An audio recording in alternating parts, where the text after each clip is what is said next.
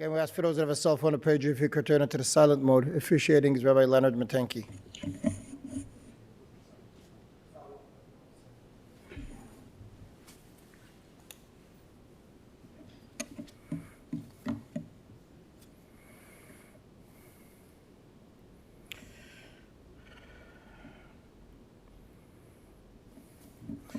Ashrei ha'ish asher lo halach v'atzat risha'im u'v'derech chata'im lo amad u'v'moshav leitzim lo yashav kim b'torat Adonai chefetzo u'v'torato yageh yomam v'layla v'haya ke'etz shatul al palgei mayim asher piryo yiteh beito v'aleu lo yibol v'chol asher ya'aseh yatzliach lo chen harisha'im kim kamotz asher titfenu ruach Al kein lo yakumu risha'im b'mishpat v'chata'im b'adat tzadikim ki yodea Adonai derech tzadikim v'derech risha'im toved.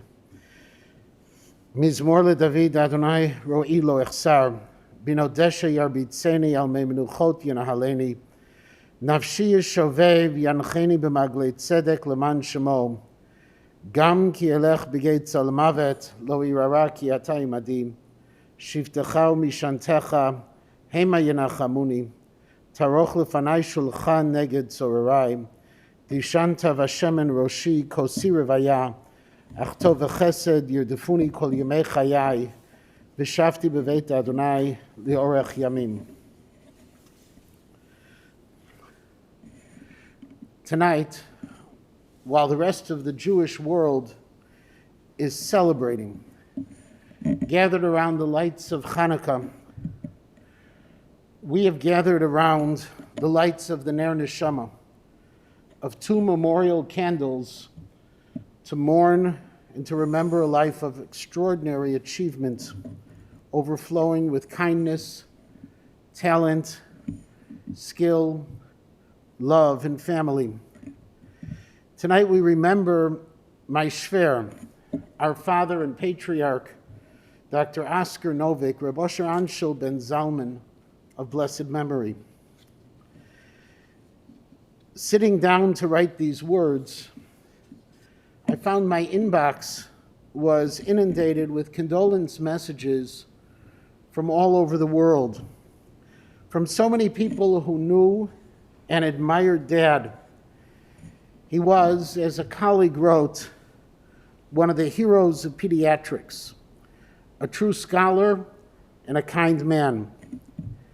He was my role model, wrote another. He was a giant, a brilliant man, a gaon, a bridge builder, a man to be counted on, a man whose chesed was beyond, and so many more. All true, and I suspect messages and tributes will continue to flow for days to come. Because Dad was, despite his humble and quiet demeanor, a brilliant diagnostician who saved countless lives, a communal leader who rose through the ranks because of his peaceful ways and his insightful guidance, and a devoted supporter of Chesed, Israel, Jewish education, synagogues, community, and so much more. There are so many stories I could share this evening about Dad. From the time I wanted to ask permission to marry Margaret, but had to wait for him to come upstairs because he and Mom couldn't stop laughing, to the painful night nearly 40 years ago when he promised my father, who had just days to live, that he would look after us, which he always did. There was the tragic day 18 and a half years ago when I called him to tell him that our son Yaakov was killed in a car accident, and asked him to tell my mother and our daughters who were in Chicago, because despite his warmth, he was a man of inner strength. And then just a couple of years ago, the trip we took to Switzerland to see where my in-laws lived, where Margaret and Sharon and Bonnie were born, and visit the medical school he had attended, finding the one lecture hall that despite the addition of some technology, was pretty much the same. When the doors to that room opened, so did Dad's eyes. And I'll never forget how he climbed the stairs to his seat of 60 years before with a triumphant smile of a man whose life was so well lived. And then there were the honors and the dinners. And there were so many dinners. The speeches he gave, the tributes he received, and of course the Divrei Torah that he wrote and delivered at every family simcha with such extraordinary pride and care and vocabulary. He was so many things for so many people. He was the go-to pediatrician who often didn't charge a rabbi or a school or a teacher for their medical care. He was the Baal Eitzah for Eric Crown, the ATT, Mosheva, and so many other organizations. He was the investor whose acumen with the markets was beyond compare. And he was the man whose general knowledge and vocabulary were so vast that every Sunday he would sit down to do the New York Times crossword puzzle with a pen. But above it all, he was a loving son, a devoted husband of nearly 64 years to Mom, a cherished father, and a Saba Rabba, and together with Mom, this only child of immigrant parents created a family of 4 children and their spouses, 21 grandchildren, and 51 great-grandchildren so far. Hanukkah is not a time for eulogies, but it is a holiday whose directive is ner ishu veto, to light a candle for each person and his household. Dad was our candle. He inspired us. He lit the fire of Torah in our hearts, shined the light of leadership on community and giving, and was a beacon of honesty and humility beyond compare. He was our candle, and he held that light up high so that each of us could learn from him, so that each one of us could thrive in our own ways, build our own families, and seek our own destinies here and in his beloved Israel. He lit the way, and he was the light.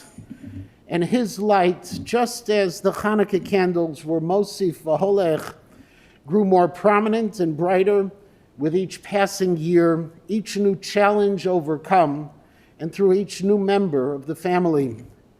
His light illuminated our lives, our community, and our world. But suddenly on Thursday night, after 89 years on this earth, that light was extinguished on the very first night of Hanukkah. It was such a terrible shock, expected but unexpected. And while we can never fully understand God's ways, maybe Dad's time on this earth ended while the Hanukkah candles were still burning, to teach us that his light will never really be gone. Maybe to remind us that life contains both sadness and joy, darkness and light. Over the past few days, on some of our family WhatsApp groups, we've shared pictures of Dad, from brisim to weddings, Hanukkah parties, and bat mitzvot, even a picture from just a couple of weeks ago at a drive-by birthday party. He's there with his beaming smile, sometimes surrounded by family and sometimes just with Mom. He's there. And despite the tragedy of this week, Mom, Margaret, Sharon and Chaim, Bonnie and Sai, Sam and Leah, Dad will always be there for us, not in person, but in our hearts and our minds. He will be there because his life was filled with meaning, and because this man of relatively small stature was a giant of our community and a towering presence for our family and our lives. Mom, we know the past 4 or 5 years have not always been easy. Dad was not the same, and I'll never forget how difficult it was for you just a few weeks ago to ask me to tell a rabbi in our community to stop referring people to Dad to get his medical opinion. He wasn't the same, but his smile was still there. And you did everything for him. You pushed him, you prodded him, cared for him, and cherished him as you had from the moment you met and through the very last days. To pass away as he did so suddenly and with so many restrictions due to COVID made things so much more complicated. But whether you were in the hospital or not, Mom, you were with him, just as you always were. And now it's our turn to be with you, to bring the light forward, to live his lessons of humility, of care, of compassion, and commitment. As I was writing these words, I received a call, one of many from a person in the community. It was a person who was grieving Dad's passing. He told me Dad had cared for him 50 years ago and then cared for his children. Mommy, he told me how you and Dad were always there for him and his family, how you welcomed them into the living room for medical attention, and how sad he was when he heard the terrible news. I thanked him for his call, but when I hung up, I felt so proud to be part of the Novick clan. So grateful to have had Dad in my life, and so thankful that you accomplished so much together for so many years. Schwer, mein entire ehrliche schwer, Margaret and I can never repay you for all you did for us. You supported us every step of the way, gave us our freedom to make choices, knowing that you would always be there for us.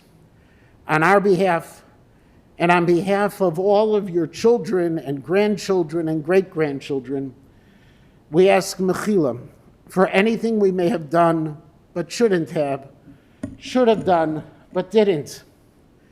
There is so much more to say, but more importantly, as you taught us, there is even more to do. May you continue to inspire us, continue to guide us, continue to watch over us. Bila hamavet lanetzach umacha Hashem Elokim Hashem dimami al kol panim. May you rest in peace.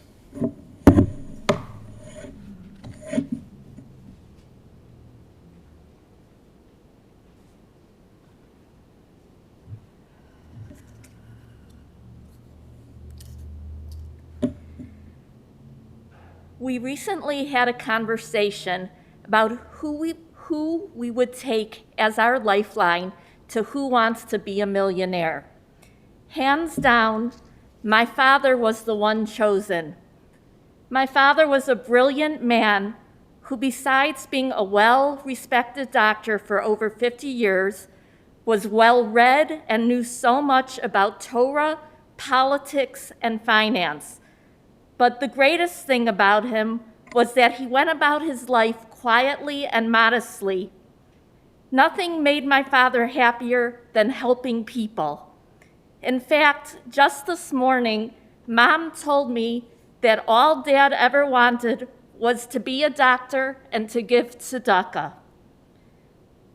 I was blessed to witness his being a doctor firsthand, working in his office for close to 20 years. On a daily basis, he would receive calls from all over the world, from old patients asking his opinion about medical questions. He always gave solid and practical, calming advice and was never afraid to say, "Let me look into that and I'll get back to you." My father's life was filled with chesed. He gave of himself to his family, to his patients, and to the Jewish community. He worked hard for Ari Crown Hebrew Day School, Camp Mosheva, Hebrew Theological College, Associated Talmud Torahs, Yehuda Moshe, and Petach, to name just a few. He financially supported numerous organizations in this city and in Israel. He treated many students from Tel Yeshiva He never said no to Rabbi First when he called with a difficult case. He just said, send them over, either to the house or to the office. And on every trip to Israel, he saw numerous patients. He loved figuring out how to help. But most of all, he loved his family. He loved our mother, and he loved all of us.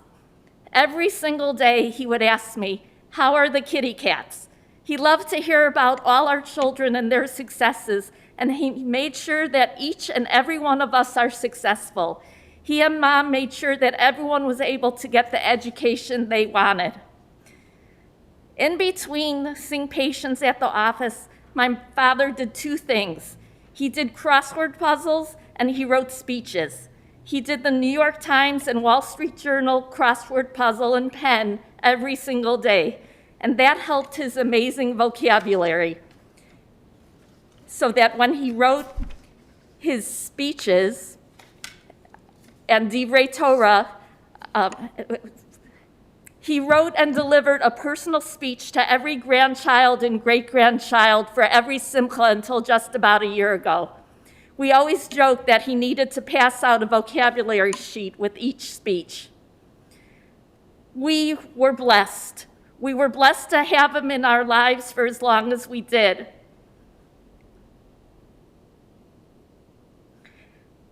We were blessed to be part of his family and his legacy. A week ago, last Wednesday, just about 48 hours before he fell, I was at the house helping Mom write envelopes to send to the different charities for year-end donations. When I was getting up to go, my father turned to me to thank me, and he asked, "Do you think I give enough tzedakah?" "Yes, Dad, you gave us all your all." Merci, monsieur. Bye-bye, baby.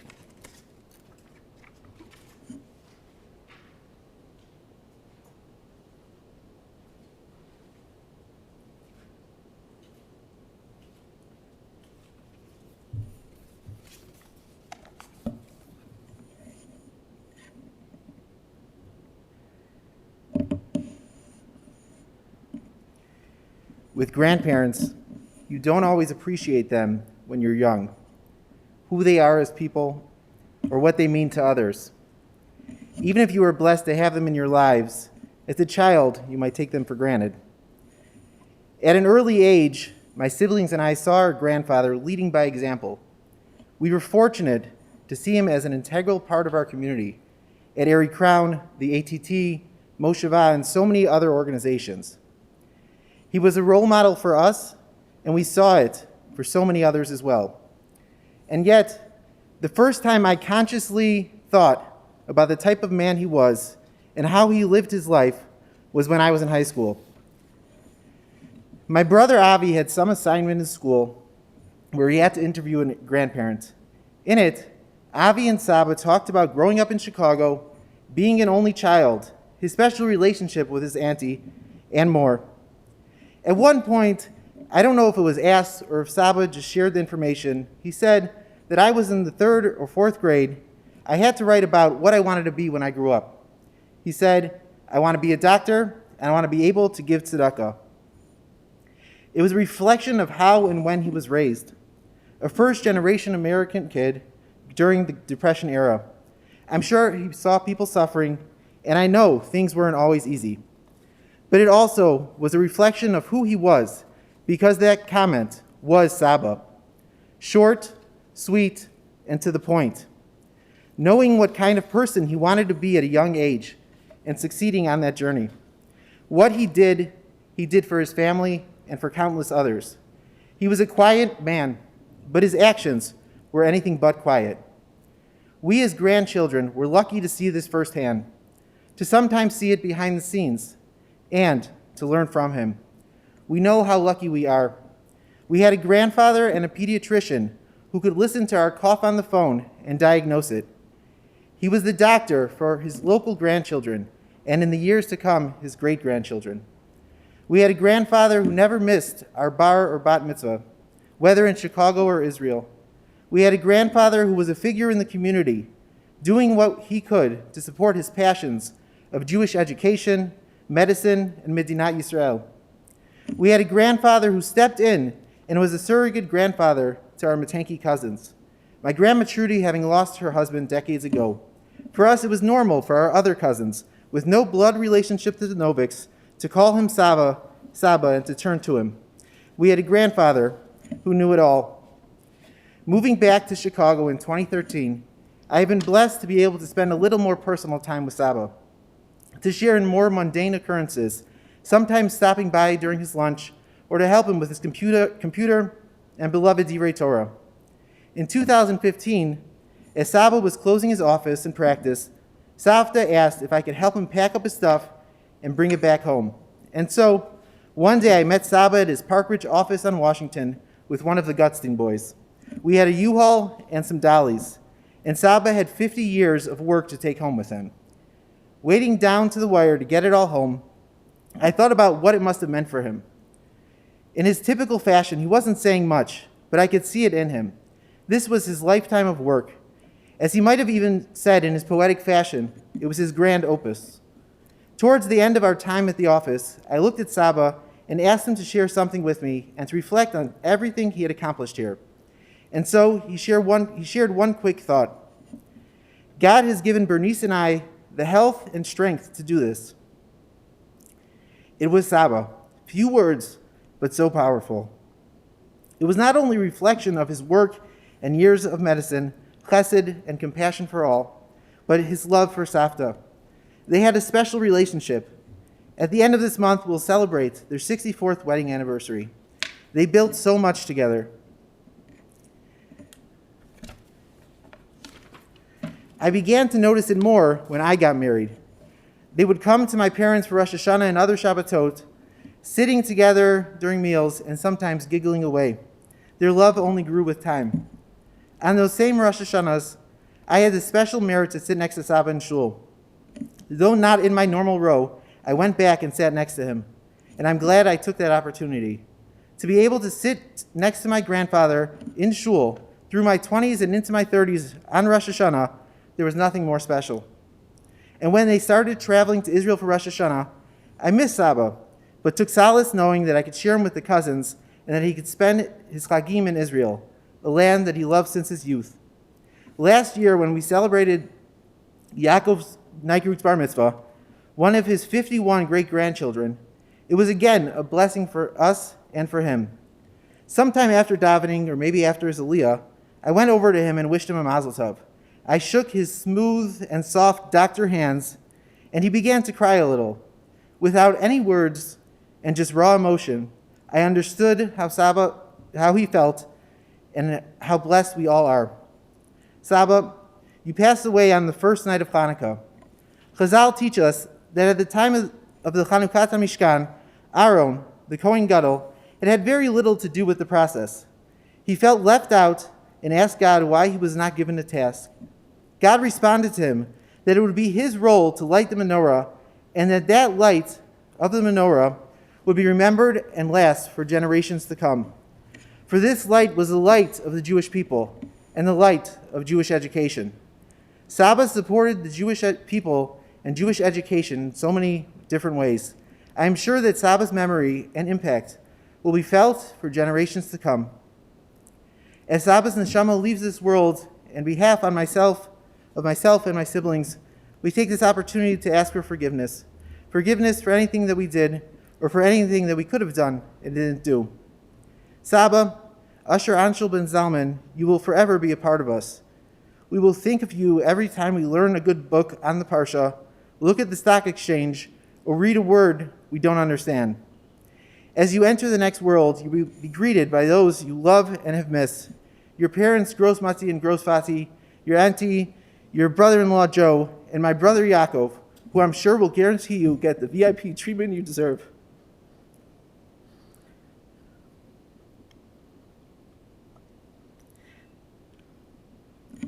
Tehei nishmato tzura b'tzura chayim.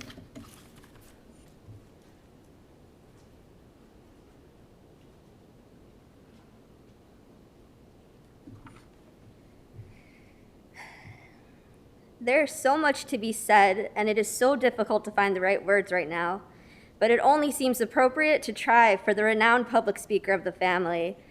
Saba's speeches usually came with a warning to expect highly sophisticated vocabulary, and while my speech will not be at that caliber or written out on a notepad from a pharmaceutical company, I hope it will do. Saba, you have been my absolute #1 role model since I can even remember. You were actually my first employer, too.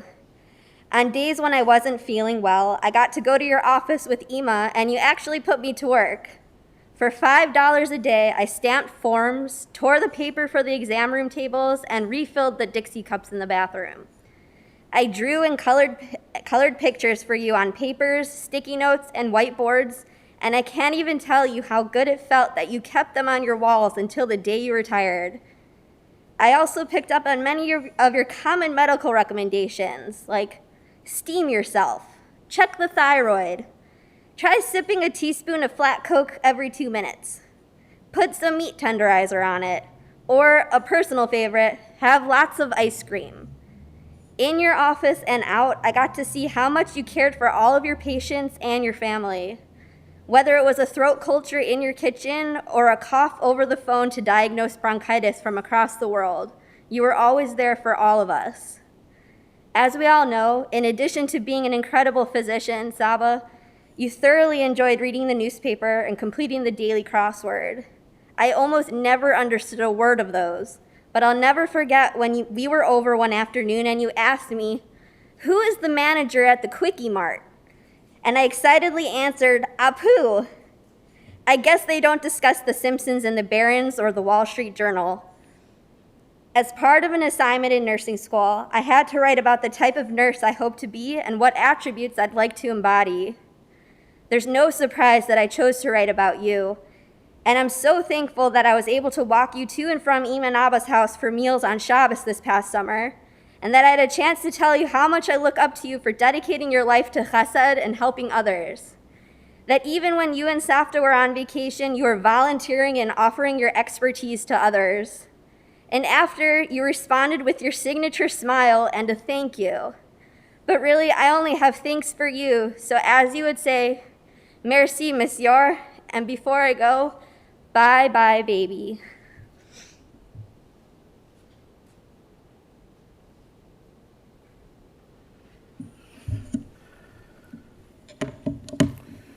Please rise.